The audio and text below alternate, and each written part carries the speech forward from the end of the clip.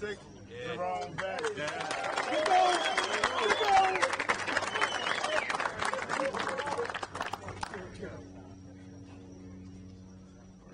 Oh my goodness.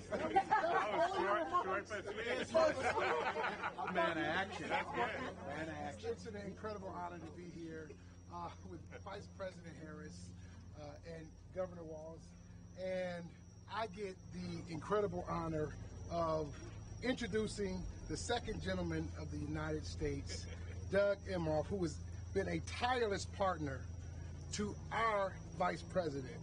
Now, we have many things in common. We both love football. We both are loving, diehard father to our children, and we both married strong women. And so, now I would like to bring up the second gentleman. Yay.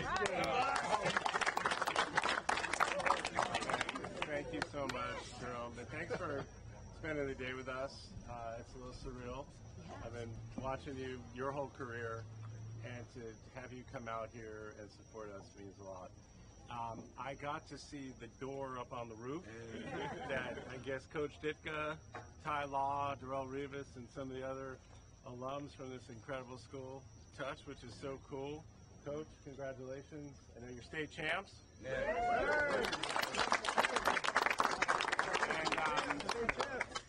we got a coach on our team too. And we got a coach on our team who took a team that hadn't won a game. So it's the opposite of undefeated. And turned that team that hadn't won a game, I think, in 3 seasons? And then turned them into state champions in Minnesota. He's also a longtime school teacher. His wife is also a longtime school teacher, public school teacher. So they have a little sense of what you're all doing here and what it's all about and what it takes to win and what it takes to lead and what it takes to build a culture and what it takes to build a community.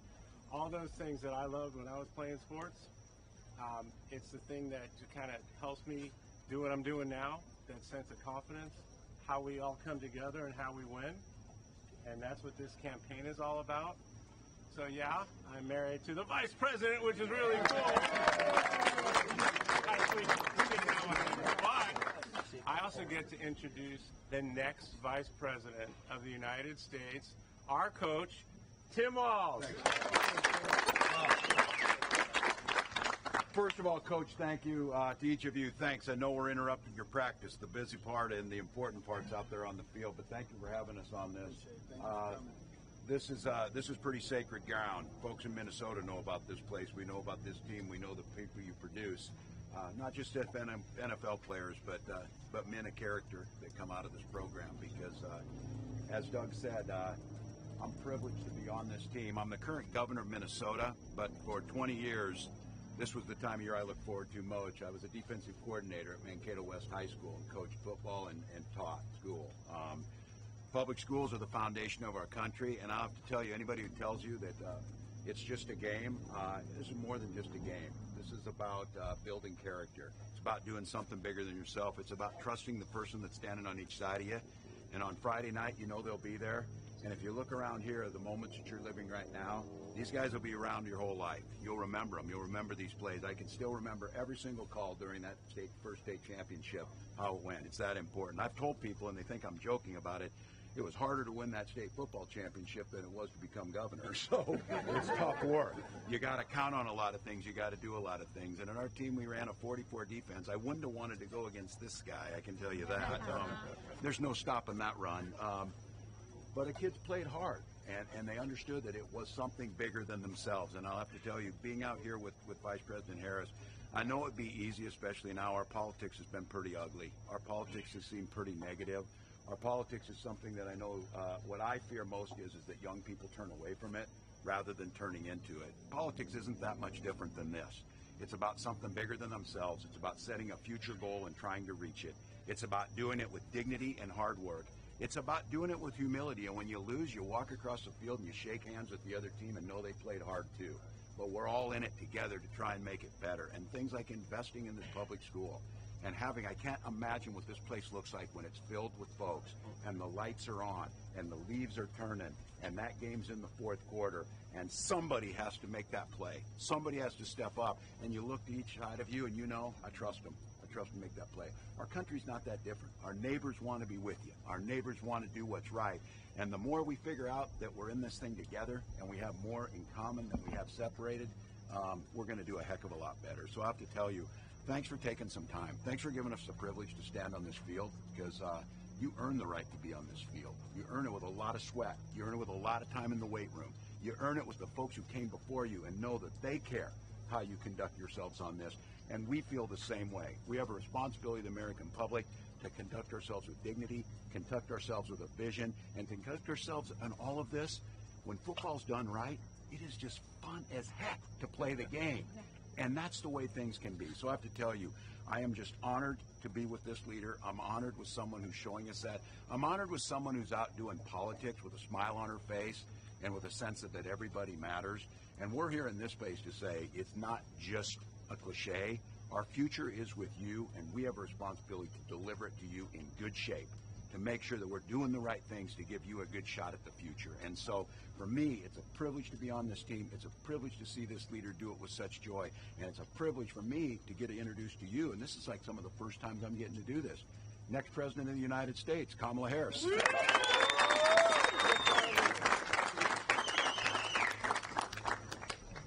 So I've been reading about you all and hearing about you and your excellence and how you work as a team.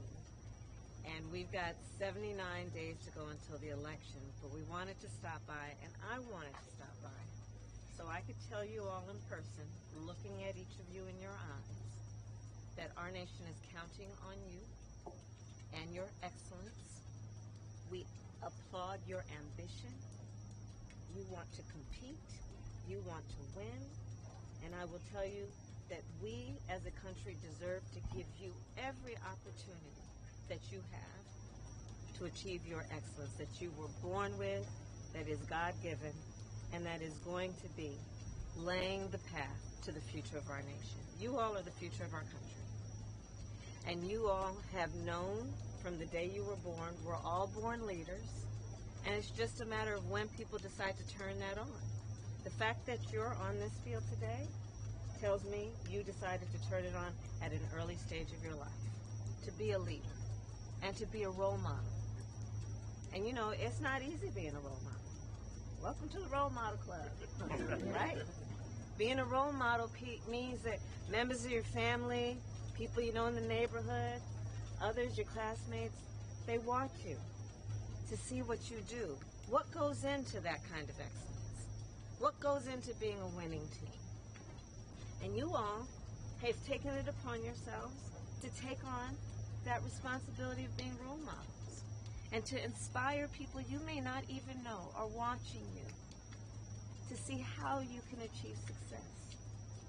And by doing that, and all that that requires, which is the hard work, the practice, working as a team, knowing that you will be undefeated even if you don't win every game, but no circumstance or event or moment will defeat your spirit and your fight and your preparedness to win and excel, that nothing will dampen your spirit of excellence. That's what I'm counting on from each of you. And that's what makes our nation strong. So you keep doing what you're doing and know that there are so many people you may not see at any one moment who are cheering you on. When they're in the stands, when you're in your classroom, when you are living your life on a daily basis, know that we are applauding you in everything that you are doing.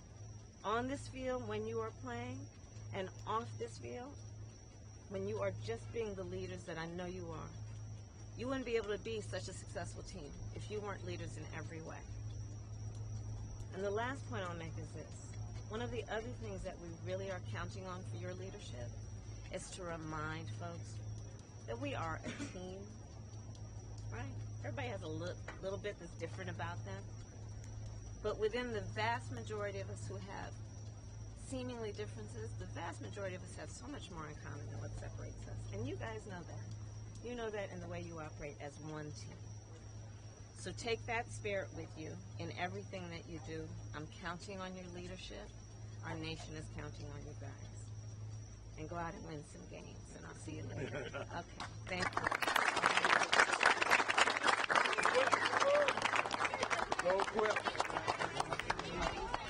Where's my linebacker? Where I live, man. I'm sorry about that. See you right now. Please come over. We're going to head back to the bus. Thank you.